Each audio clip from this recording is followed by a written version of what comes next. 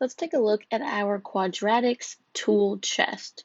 You can see the 4 key features we've been talking about: axis of symmetry, the vertex, the zeros, the y-intercept, and on the right-hand side are tools for finding those. Today we're going to learn about a new tool for finding our zeros, roots, x-intercept solutions. Previously, we've seen graphing, but today we're going to learn how factoring plus the zero product law can come together. To use factors to find the solution or x-intercepts to a quadratic, we need the zero product law. So as a reminder, factors are when you've broken the quadratic into x plus a number times x plus another number. And finding the solution, or the x-intercept, is, hey, what is x when y is 0? What is x when y is 0? And we need the zero product law, which simply states that for whenever a product equals 0, so we can use our factors in this case, whenever a product equals 0, either one or both of the terms will equal 0. Let's see this in action. So we can graphically find our x-intercepts or our solutions. All I do is look at when y is 0, what is x? And on this graph, I see my two solutions are x equals 2 and x equals 5.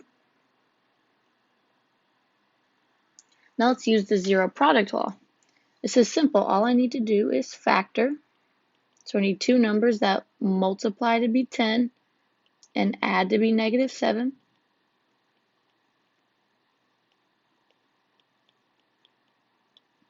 And now I set each factor equal to 0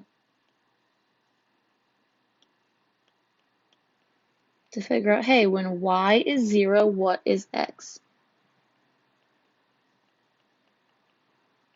So there's one of my zeros, or solutions, and let's get the other one.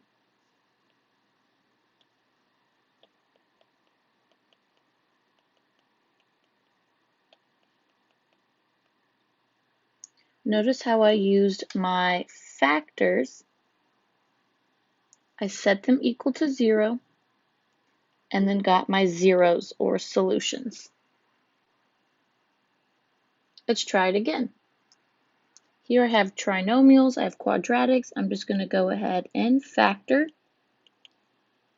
Give me two numbers that multiply to be 16 and add to be negative 6. It's going to be negative 8 and positive 2. Set them equal to 0 because I need to know, hey, what is x when y equals 0?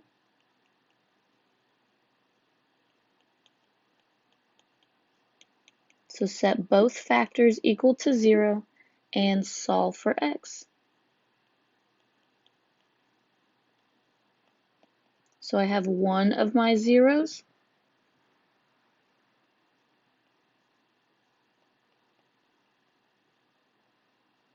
and the other one.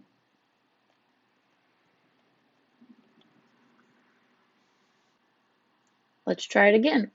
Once again, we're going to factor. Give me two numbers that multiply to be negative 70 and add to be 3.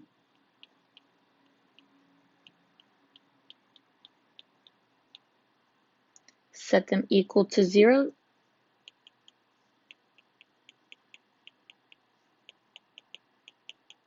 And solve. I have one of my zeros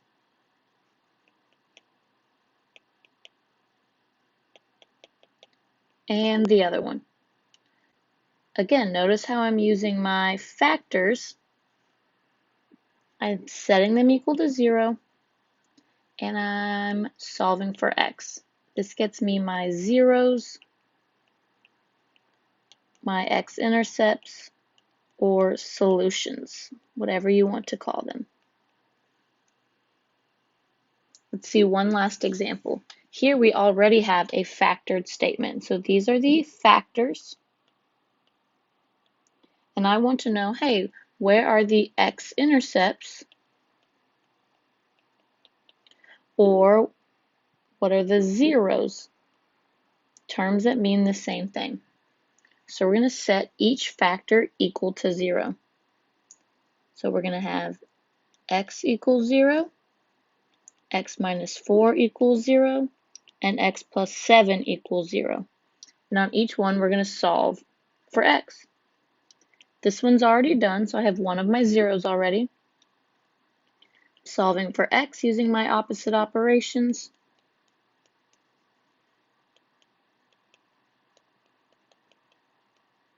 And here are the 3 zeros or x-intercepts, the 3 x's I could plug in that would make my y equal to 0.